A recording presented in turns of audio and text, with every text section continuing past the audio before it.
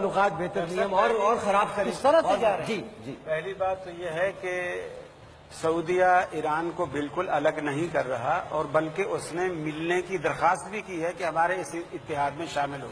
جب سے جنرل رحیل شریف گئے، پھر جنرل رحیل شریف کا جانا ایران کی شرط بھی بیان کر دیکھیں، ہم نے آپ کی گفتگو کو بڑی محبت سے سنا ہے، آپ کو بھی چاہیے. تو جس طرح رسول اکرم صلی اللہ علیہ وسلم نے مہمان نوازی کا حکم دیا ہے، اگر وہ غیر مسلم اگر آتا ہے، اگر ہمارے پاس آتا ہے، ہمارا مہمان بن کے آتا ہے، آپ کے الفاظ ہیں کہ اکرموا ضیفکم، اپنے مہمان کی عزت کرو. کیا جب وہ پاکستان میں آتا تو آج سعودیہ سے اتنی نفرت دکھانے والے اس سے زیادہ کرتے عزت زیادہ ہوتی، بالکل ساری جگہوں پہ تصویریں لگی ہوئی ہوتی ہیں. پھر دوسری بات یہ کہ نفرت کا ڈاکٹر صاحب یہ سلیقہ مجھے سمجھ نہیں آ رہا. تینوں نے لباس جبے عربی پہنے ہوئے ہیں اور نفرت کا اظہار بھی ہے. یہ مجھے سمجھ نہیں آ رہا، یہ فلسفہ میری سمجھ سے ہی غلط آ رہا ہے. اور ایک منٹ، میں نے آپ کی بات خاموشی سے سنی، میں آپ کی بات کو قدم قدم پہ کاٹ سکتا تھا لیکن میں نہیں کر رہا. جزاک اللہ.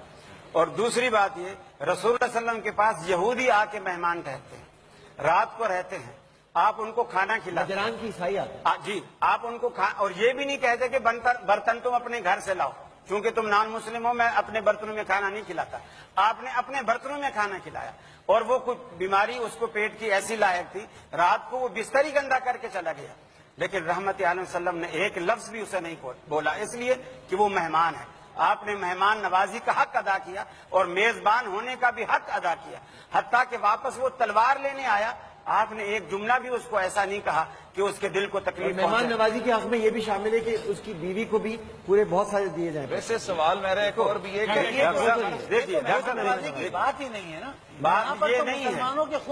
دیکھیے اس مہمان نوازی کو سنت پہ انہوں نے کانفرنس میں فلسطین کا نام نہیں لیا، کشمیر کا نام لیا. نہیں ہو سکتی اس بات ساری باتیں بجا یہ نہیں مان سکتے.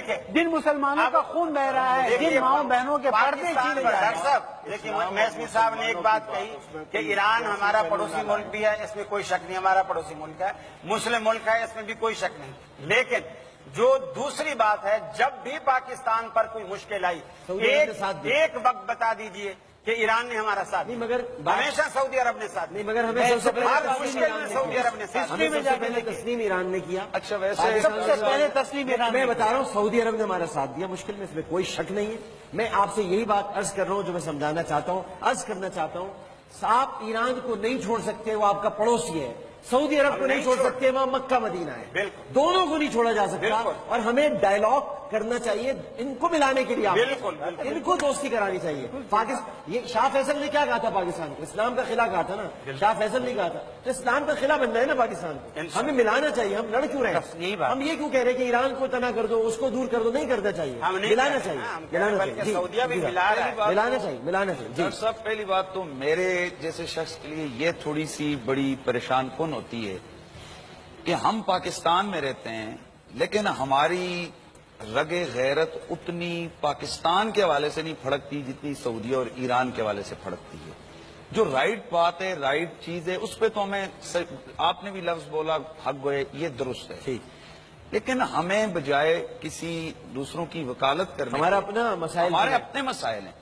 اگر مہمان نوازی کی بات ہے تو میں حضرت سے سوال کرنا چاہتا ہوں. نواز شریف جو ہے نا وہ بھیک مانگنے گیا تھا، وہ مہمان نہیں تھا. اس کے لیے آپ تقریر تک نہیں ان کو کروائی، تقریر تک نہیں کروائی. ہمارے وزیر اعظم کی بے عزتی ہوئی ہے. جی، اور میں آپ کی تقریر بھی کرتا ہوں، میں آپ کو تقلید کے لیے ڈاکٹر صاحب ہم بھی آپ کو کبھی نہیں کہوں. لیکن نواز شریف کو وہاں بولنے کا موقع نہ دینا، اس کا مطلب یہ نہیں کہ انہوں نے مہمان کی قدر نہیں کی. آپ کیوں وکالت کر رہے ہیں؟ یہی تو ہمارا پرابلم ہے.